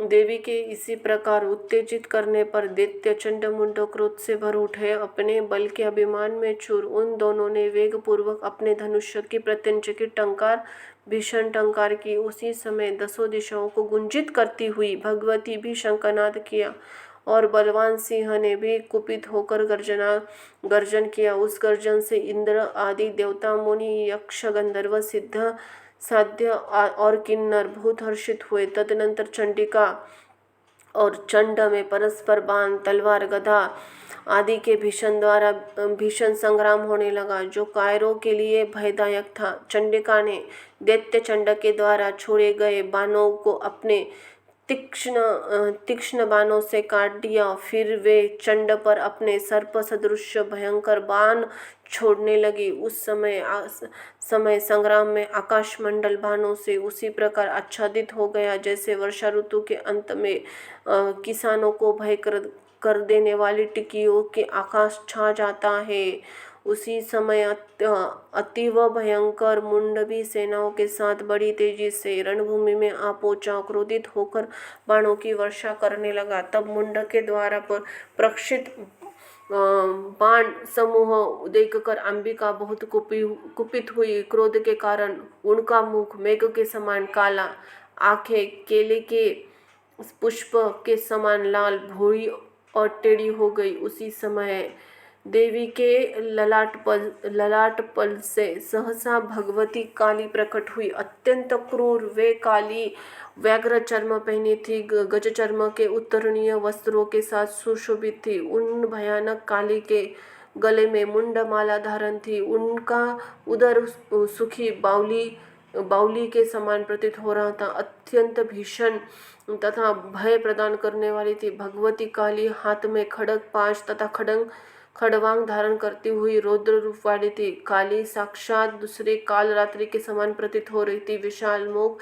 तथा विस्तृत जनक प्रदेश वाली वे भगवती काली बार बार जीवा लपलपाती हुई बड़े वेग के अनुसार सैनिकों पर संहार करने लगी। वे कुपित होकर बड़े दैत्य वीरों को हाथ में पकड़कर अपने मुख में डाल देती थी। धीरे धीरे उन्हें दांतों से पीस डालती थी। घंटा तथा ओहरिया सहित हाथियों के अपने हाथ में पकड़कर वे देवी के सम्मुख मुख में डाल देती थी। उन्हें चबा चबा कर अट्टहास करती थी। उसी प्रकार वे घोड़े, ऊंटों और सारथियों सहित रथों को अपने मुख में डालकर दांतों से अत्यंत भयानक रूप से चबाने लगती थी। अपनी सेना को मारे जाते देखकर महान असुर चंडमुंड ने निरंतर बाण वृष्टि के द्वारा भगवती को आच्छादित कर दिया। चंड ने सूर्य के समान तेजस्वी तथा भगवान विष्णु के सुदर्शन चक्र तुल्य प्रभाव वाला चक्र बड़े ही वेग से देवी पर चला दिया और वह बार बार गरजने लगा। उसे गर्जन करते देखकर काली ने अपने ही एक बाण से उसे सूर्य तुल्य तेजस्वी तथा सुदर्शन चक्र का सदृश प्रभाव को चक्र को काट डाला। तत्पश्चात भगवती चंडिका ने पत्थर की सांड पर चढ़ाए हुए अपने तीक्ष्ण बाणों से उस चंड पर प्रहार किया। देवी के बाणों से अत्यधिक घायल होकर वह मूर्छित हो गया और पृथ्वी पर गिर पड़ा। उसी समय अपने भाई को गिरा पड़ा हुआ देखकर मुंड दुख से व्याकुल हो उठा और कुपित होकर काली के ऊपर बाणों की वर्षा करने लगा। भगवती चंडिका ने मुंड के द्वारा की गई अत्यंत भीषण बाण वर्षा को अपने द्वारा छोड़े गए ईर्ष्यास्त्र से बलपूर्वक तिल तिल करके क्षण भर में ही नष्ट कर डाला। तत्पश्चात चंडिका ने एक अर्धचंद्राकार बाण से मुंड पर पुनः प्रहार किया, जिससे वह महाशक्तिशाली दैत्य मदहीन होकर पृथ्वी पर गिर पड़ा। यह देखकर उसी समय दानवों की सेना में महान हाहाकार मच गया। आकाश में विद्यमान सभी देवता व्यथा दूर हो गई और वे हर्ष से भर उठे। इसके बाद कुछ देर में मूर्छा दूर होने पर चंड ने एक विशाल गदा लेकर बड़े वेग से कालिके की दाहिनी भुजा पर प्रहार किया। भगवती कालिका ने उस गदा प्रहार को रोककर अभिमंत्रित करके छोड़े गए बाण पास से उसे असुर को शीघ्र ही बांध दिया। उधर जब मुंड चेतन में आया तब उसने अपने अनुज को पाशबान में बलपूर्वक बंधा देखकर कवच पहने हुए अपने हाथ में एक सदृश शक्ति लेकर आ गया। तब भगवती काली ने उस दूसरे भाई दानो मुंड को बड़े वेग से अपनी ओर आता हुआ देखकर उसे भी बड़ी मजबूती से बांध लिया। इसी प्रकार महाबली चंडमुंड को खरगोश की तरह पकड़कर जोर जोर से हंसती हुई वे कालिका अंबिका के पास पहुंची।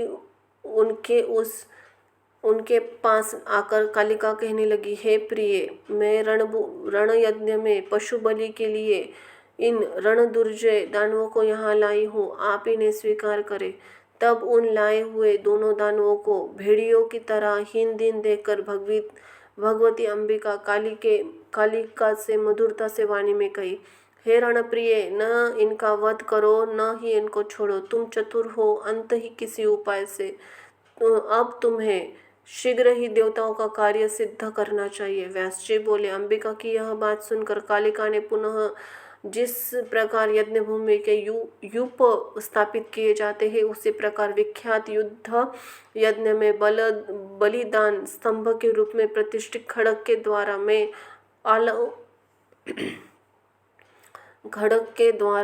आलम्भन पूर्वक इस तरह इनका वध करूंगी जिनसे हिंसा नहीं होगी। ऐसा कहकर देवी कालिका ने तुरंत ही तलवार से उन दोनों का सर काट लिया और आनंद पूर्वक रुधिरपान करने लगी। इसी प्रकार उन दोनों दैत्यों को मारा गया देखकर अंबिका ने प्रसन्न होकर कहा, तुमने आज देवताओं का महान कार्य किया है, इसलिए मैं तुम्हें एक शुभ वरदान दे रही हूँ। हे कालिके, क्योंकि तुमने चंडमुंड का वध किया इसलिए अब तुम इस पृथ्वी लोक में चामुंडा नाम से विख्यात होगी। बोलो जय हो माँ चामुंडा देवी की, जय हो माता कालरात्रि की, जय हो माँ बटुक भैरवी, जय हो माँ शमशान निवासिनी, जय हो माँ अन्नपूर्णा, जय हो माँ जगदम्बा, आदिशक्ति उदय उदय। धन्यवाद।